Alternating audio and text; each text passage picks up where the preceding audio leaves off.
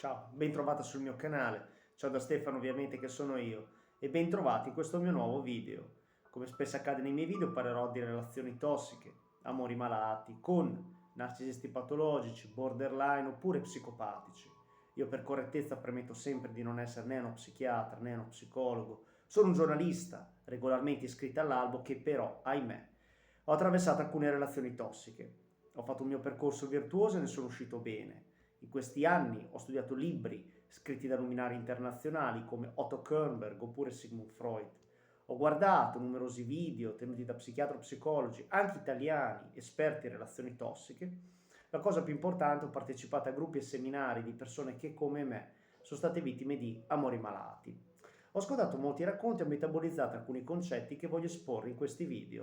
Il titolo del video di oggi è L'abuso narcisistico. Allora, prima di iniziare ti voglio chiedere se per favore metti ai like a questo video, così mi aiuti a far crescere il canale e potrò continuare a fare video sul narcisismo. Grazie. Seconda cosa, se hai qualche video da suggerirmi che dovrei fare in tema di relazioni tossiche, puoi suggerirmelo. Qua sotto nei commenti scrivi il video che dovrei trattare, che dovrei fare, e lo prenderò sicuramente in considerazione. Chiusa parentesi. Ti voglio leggere un articolo che poi posterò qua sotto nelle note su cos'è l'abuso narcisistico, come viene perpetrato e come difendersi. Andiamo a leggere. L'abuso narcisistico, segni, effetti e trattamenti.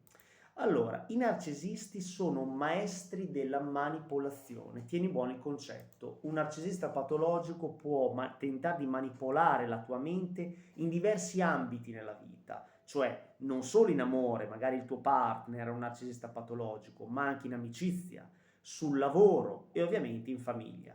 Ricordando che i narcisisti patologici possono essere sia maschi che femmine, quali sono le manipolazioni mentali più utilizzate dal narcisista? È 1. Il ghosting.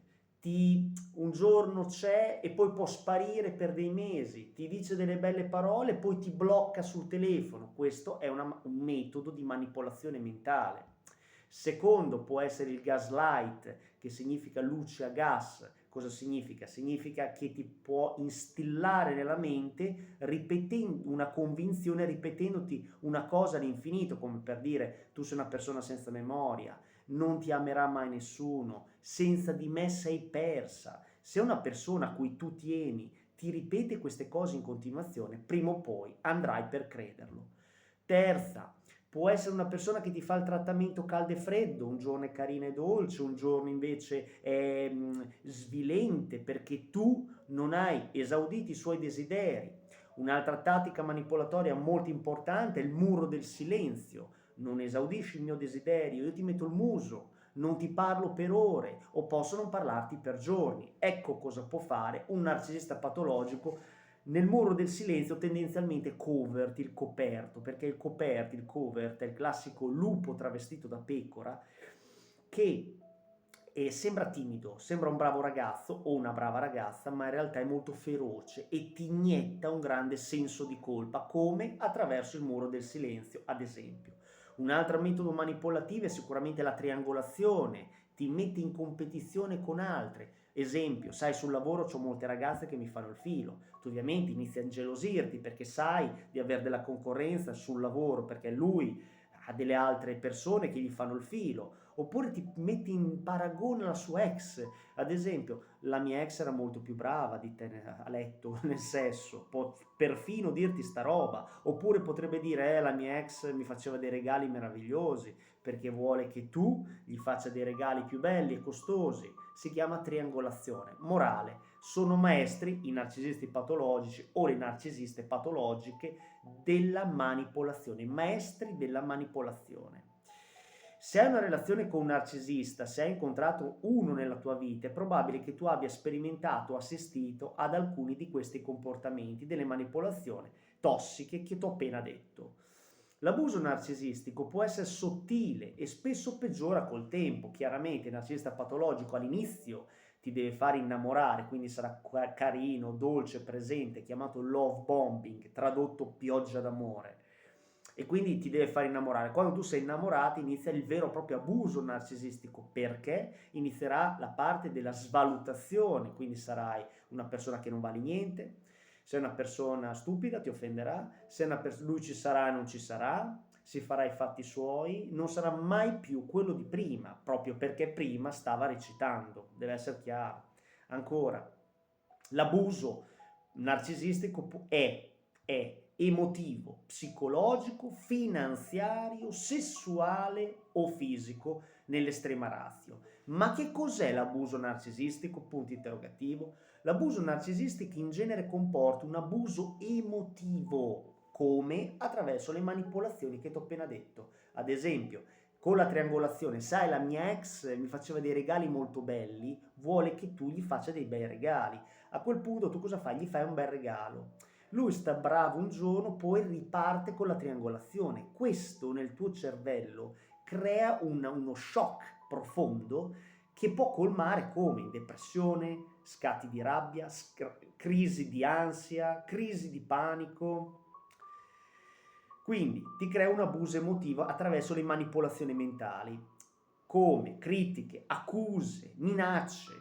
Un narcisista può illuminarti e contraddirti di fronte agli altri, ti provocherà di fronte agli altri affinché tu scoppi, magari lo mandi a fanculo e lui ti dirà: ecco, vedi davanti a tutti che è pazza, vedete, è pazza, ma lo fa apposta perché è importantissimo per un narcisista patologico il giudizio degli altri. Quindi se la relazione dovesse finire non è mai colpa sua, ma è colpa tua che sei matta o matto.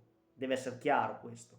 Ancora, trattiene il denaro, cosa fondamentale. Un narcisista patologico ti può chiedere dei soldi, ti può truffare, plagiare, nei casi estremi, quindi devi stare molto attento a fare delle firme quando ti chiede dei prestiti, perché un narcisista patologico, uno degli obiettivi primari di un narcisista patologico o di una narcisista patologica è sicuramente i dindi soldini, quindi ti tirerà in modo che tu gli faccia dei regali o addirittura ti chiederà un prestito che chiaramente non ti ridarà mai indietro. L'obiettivo finale di un narcisista è controllare il comportamento della vittima, tieni buono il concetto. Un narcisista patologico non è un donnaiolo che ti vuol portare a letto, punto. No, ti vuol controllare mentalmente affinché tu non scappi, affinché tu esaudisci ogni desiderio e se tu non lo esaudisci andrà via e poi tornerà e poi riandrà via. Ti potrebbe anche chiedere scusa, ma sempre per rimanipolarti. Quindi l'obiettivo tendenzialmente primario del narcisista sono i soldi, anche degli obiettivi sociali, ad esempio se tu sei una persona abbiente, sei una casa tua di proprietà, se sei una persona che lo può aiutare in tante cose, una persona magari anche di un certo valore, quindi ad esempio se sei un manager, no? Se sei un maschio e una narcisista patologica, ovviamente starà con te proprio perché in molti casi, non in tutti, ma se riscontri che lei è una narcisista patologica perché tu magari hai un'alta posizione sociale, oppure se sei una donna perché magari sei una bella donna, allora lui si vorrà stimare davanti agli altri perché vedete, io sono maschio alfa, ho una bella donna a fianco a me, quindi queste sono le caratteristiche di un obiettivo sociale di un narcisista. Ancora, è stato segnalato che le vittime di abuso narcisistico manifestano sintomi simili. Quali sono i segni di un abuso narcisistico? Sono 25. Non ti senti più la persona che eri, ti senti depressa oppure hai grandi scatti di rabbia, ad esempio. 2. Senti che tutto ciò che fai è sbagliato, fondamentale. Ti devi sentire per un narcisista, ti inietta col gaslight, luce gas, ti inietta il fatto che tu sei sbagliata e ti senti sempre sbagliata. 3. Pensi sempre che sia colpa tua quando le cose vanno male, perché il narcisista patologico ti incolperà fino alla fine. Ancora, ti senti piuttosto ansiosa e meno sicura di te. Ancora, ti chiedi spesso se sei troppo sensibile, ti chiedi spesso se la tua risposta al partner sia appropriata, perché il narcisista non si vuole assumere le sue colpe, ricorda questa frase, è sibillina.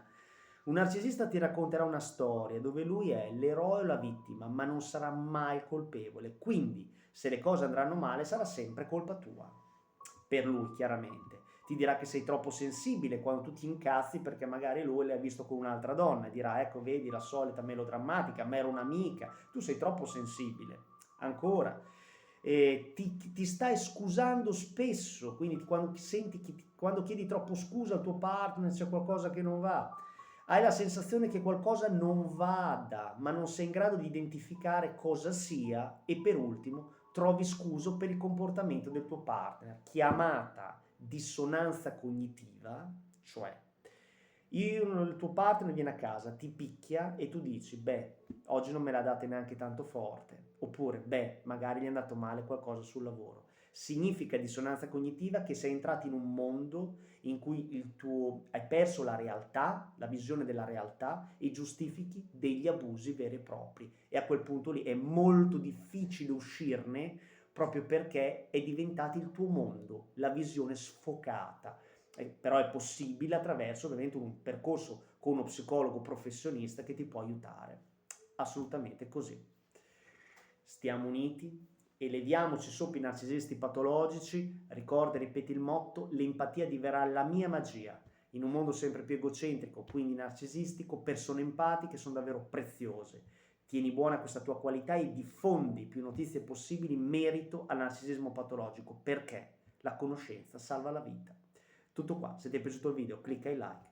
Ciao da Stefano.